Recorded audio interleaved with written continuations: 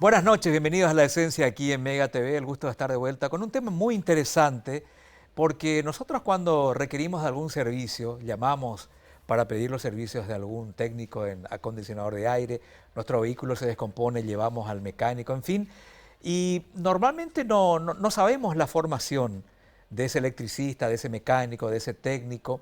Dicen que en el país de cada 10 profesionales de ese tipo tenemos 8 que se han formado por su cuenta, por tradición familiar, con el tío, con el papá, con el abuelo, en fin. Pero la importancia de una formación, la importancia de un nivel académico, la importancia de una certificación, de esa gente que está para brindarnos servicios y que de hecho es demasiado importante.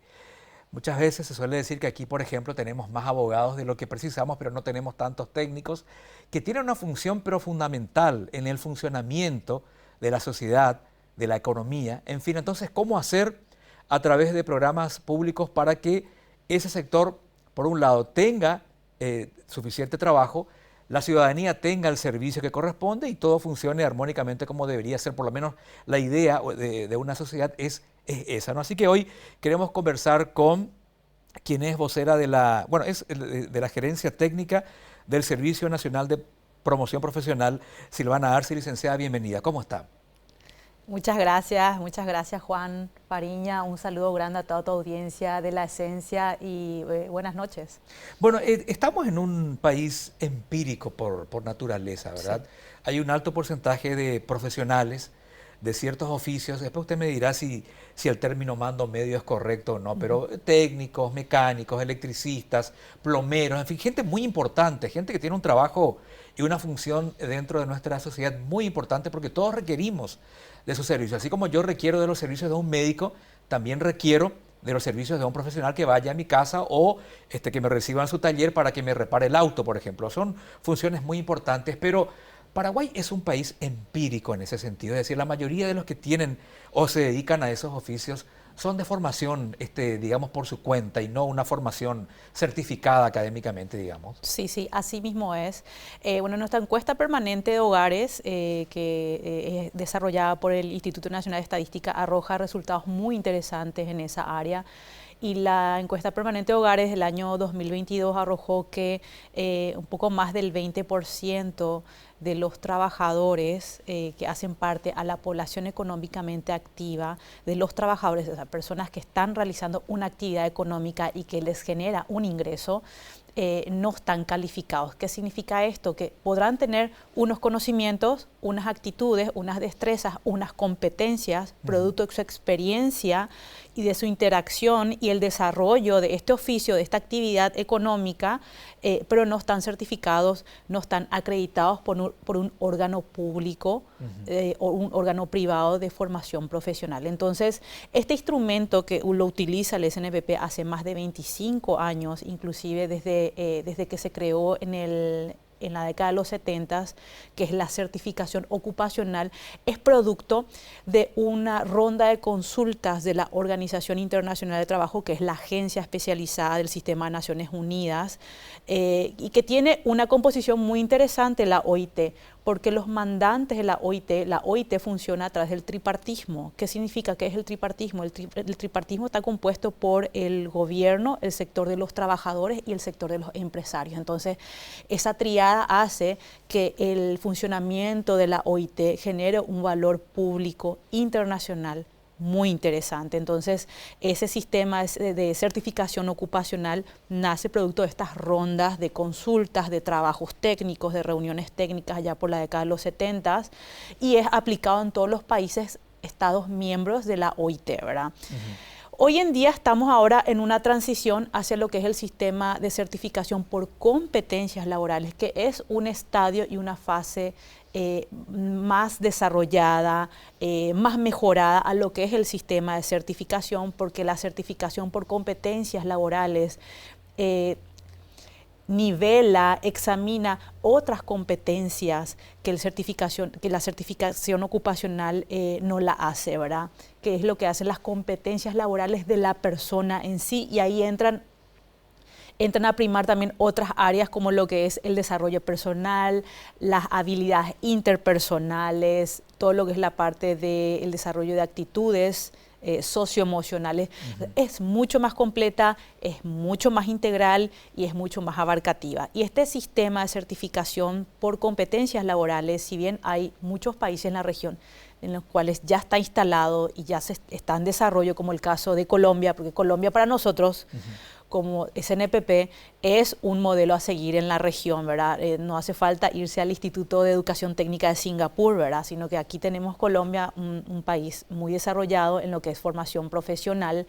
Entonces estamos apuntando a eso y de hecho es parte del plan de 100 días del gobierno del presidente Santiago Peña en instalar este sistema de certificación por competencias laborales a través de un trabajo en conjunto también con el SINAFOCAL, con el Ministerio de Trabajo y por supuesto con la entidad ejecutora de las acciones de formación profesional, que es el SNPP.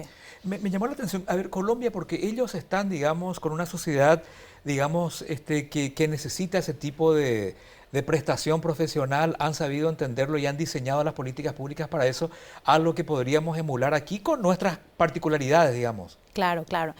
Colombia es un país muy interesante y es un modelo a seguir porque tenemos características demográficas, características en todo lo que es la parte institucional, ¿verdad?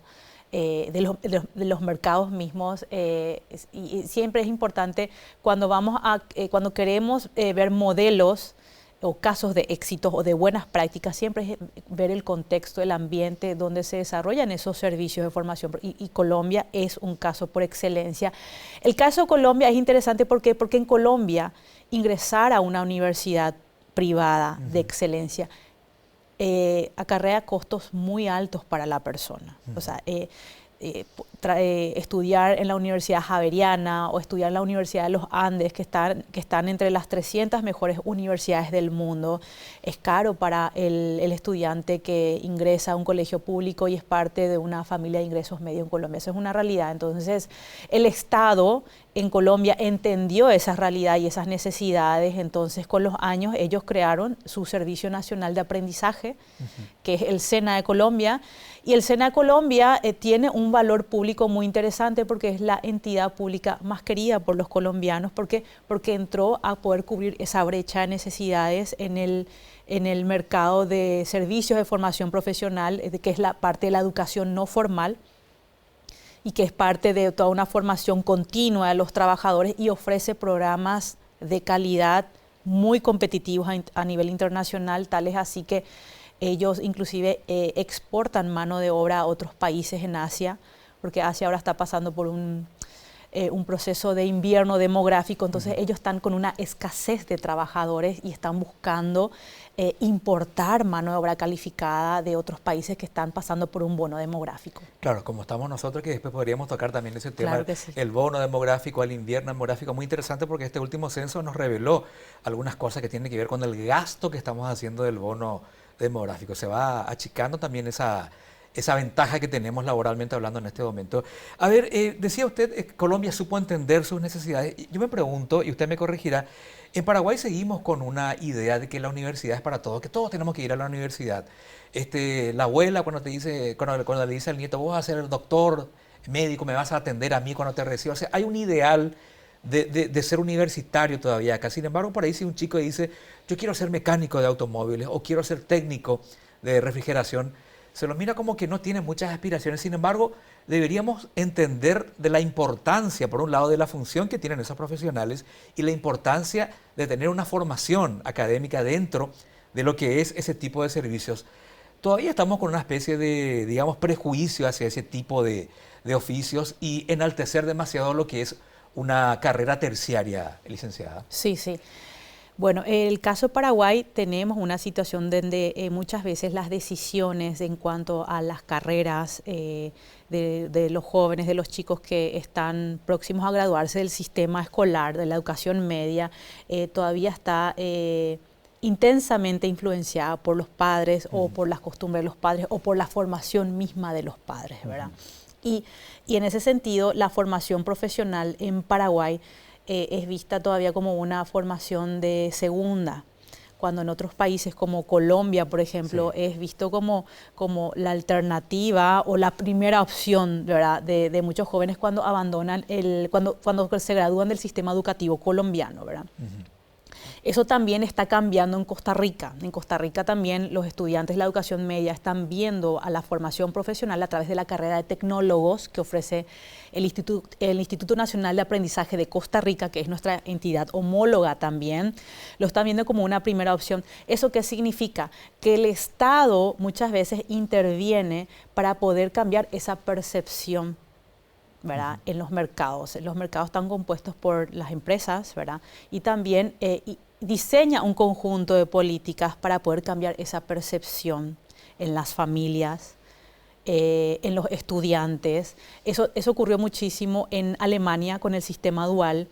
¿Pero por qué? Porque las empresas en Alemania financian el sistema dual, porque las empresas en Alemania le dan un valor social al sistema. En Alemania, por ejemplo, es igual de valorado ser un ingeniero o un médico que ser un egresado del sistema dual que está fuera del sistema de la educación formal. O sea, el valor, el nivel, el valor público que generan estas dos ocupaciones, ya sea formal o no formal, es exactamente la misma en el mercado alemán, pero eso es resultado de un conjunto de intervenciones del gobierno a lo largo de muchos años y bueno, entonces ese es un poco el objetivo, la meta en este nuevo gobierno y a todas las entidades públicas que hacen la formación profesional, el SNBP, el SINAFOCAL y bueno, con la rectoría del Ministerio de Trabajo también. Pero es eso, y también existe como una concepción muy peyorativa de la formación profesional en sí. En algunos países la formación profesional es visto como la última vía o la última opción, o es vista una opción para determinados grupos, por ejemplo, para las personas con bajos ingresos o para los estudiantes con problemas académicos. O sea, es decir, si vos tenés malas notas, andate nomás al SNPP y ahí vas a salir graduado de algo. O para los chicos que tienen problemas de adicciones que no pueden, por la problemática que están viviendo, no pueden ir a una carrera, su condición de salud o su adicción no les permite.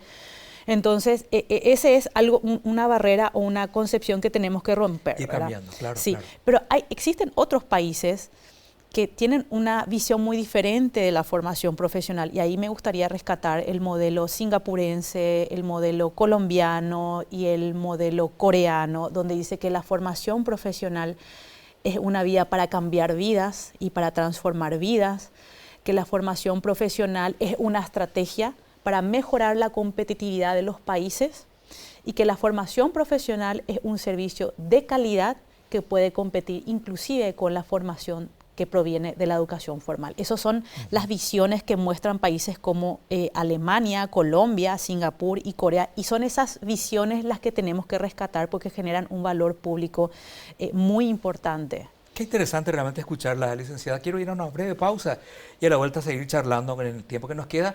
De hecho, que la razón principal todavía no tocamos. Comenzamos a conversar Claro. así, me parece a mí muy interesantemente de generalidades y después a hablar un poquito acerca de cómo va a llevar a la práctica ese NPP, esta que es uno de los ejes en el tema laboral del nuevo gobierno instalado. ¿Le parece? Claro que sí. Pausa y ya regresamos.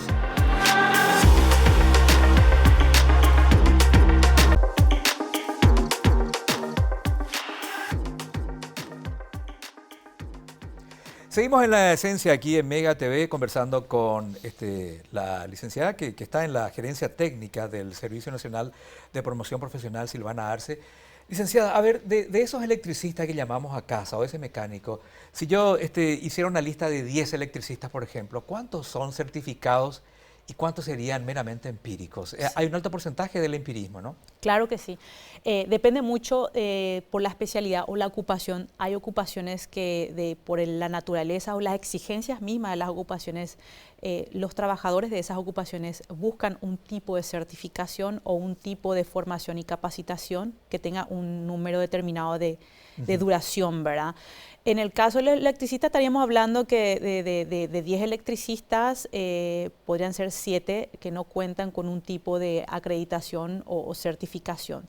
Entonces, justamente la certificación ocupacional entra como un servicio para poder cerrar esa brecha y poder validar los conocimientos, los conocimientos, las aptitudes y todo el tipo de prácticas y experiencias y trayectorias acumuladas por el trabajador a lo largo de los años, ¿verdad? Entonces, por eso es que los viernes, todos los viernes, los primeros viernes de cada mes, abrimos este servicio de certificación ocupacional desde la gerencia técnica del SNPP, de 8 de la mañana a 4 de la tarde en nuestro salón auditorio en la sede central que se encuentra en la avenida Molas López, y para todos los trabajadores de todas las ocupaciones. En el caso del SNPP, así también como el SENA de Colombia, que es nuestro modelo a seguir, las especialidades están agrupadas en familias profesionales.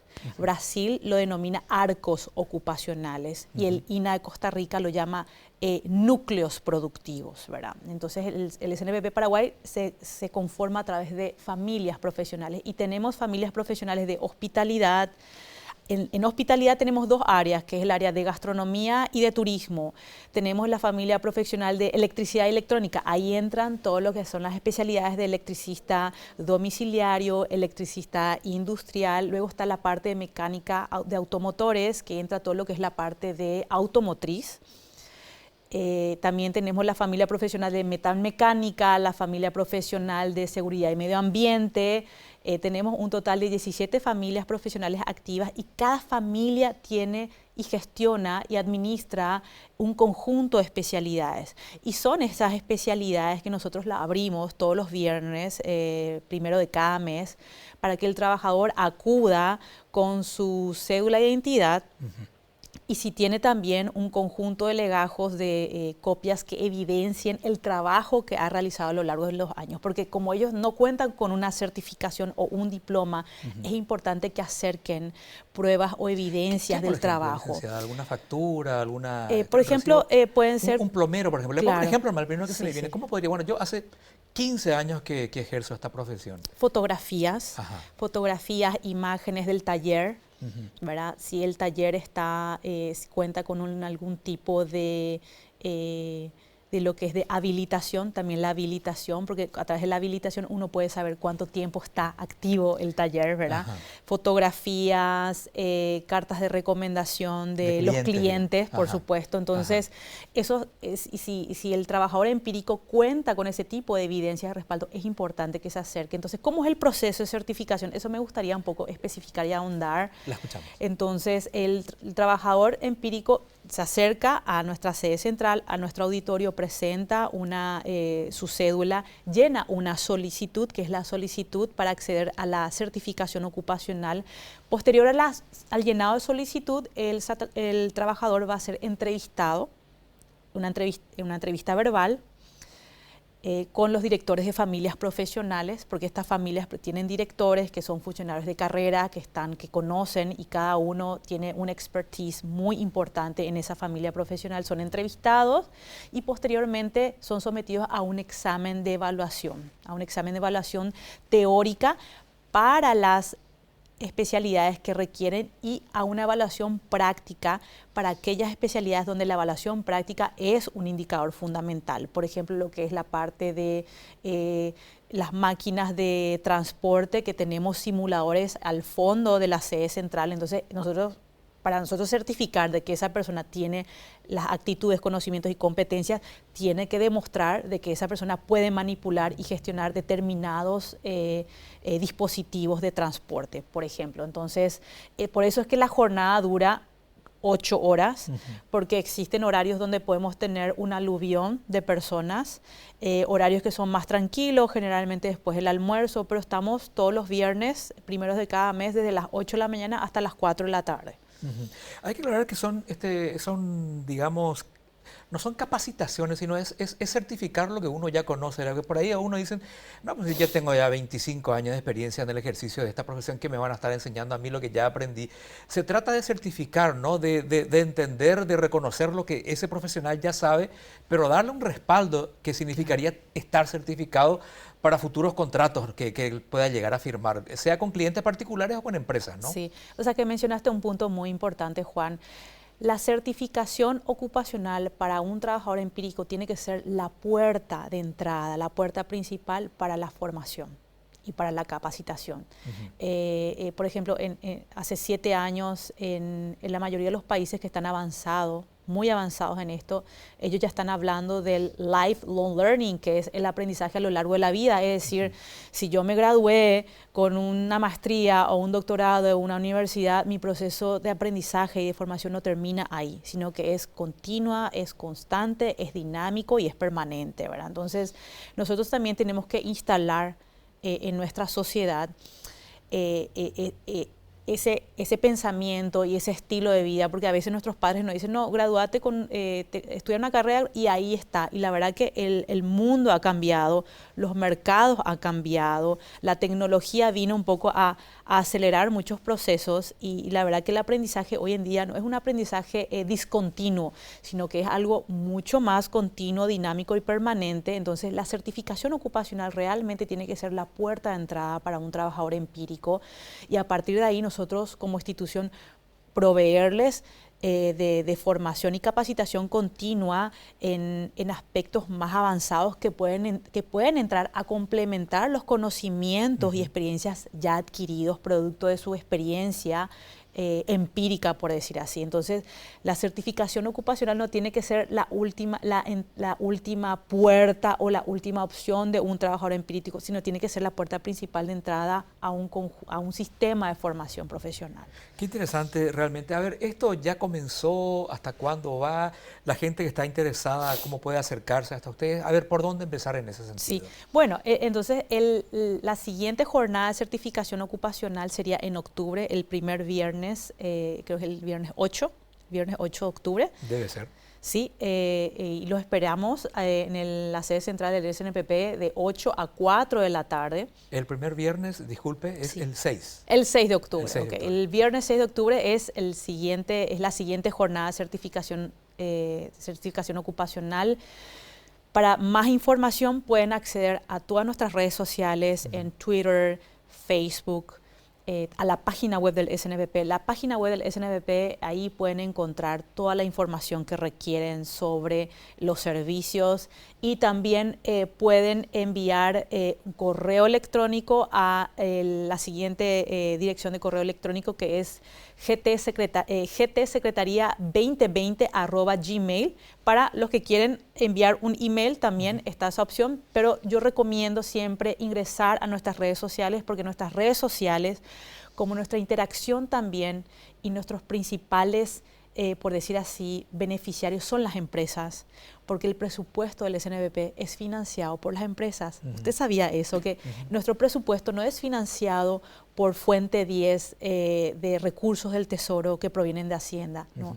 Nuestro presupuesto como institución pública lo financian las empresas, es decir, las empresas que aportan, que hacen el aporte obrero patronal al IPS. Entonces, ¿hay un porcentaje de eso que va al SNPP? Claro, claro. De hecho, el 100% de nuestro presupuesto lo financian las empresas. Entonces, nosotros no debemos a las empresas formales. ¿Quiénes son esas empresas formales? Las empresas que realizan el aporte patronal al IPS de sus trabajadores. Entonces, nuestra interacción tiene que ser primeramente con las empresas. También damos, por supuesto, servicios a todo un colectivo de la población porque tenemos servicios para personas con discapacidad, tenemos servicios de lo que es el aprendizaje dual, que es un tipo de sistema de formación donde los adolescentes inician su experiencia en una empresa a través de un contrato de aprendizaje. Es el sistema dual que nosotros incorporamos, que es la experiencia que traemos de Alemania.